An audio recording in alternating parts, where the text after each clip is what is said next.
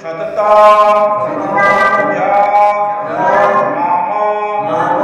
সরতে নিত্যস্য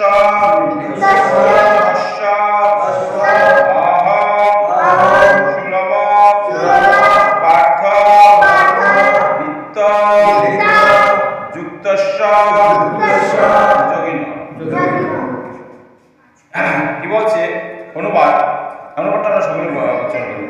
হে পার্থ, যিনি একগ্র চিত্তে কেবল আমাকে নিরন্তর স্মরণ করেন,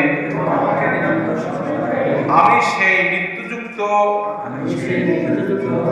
ভক্ত যোগীর কাছে সুলভ হই।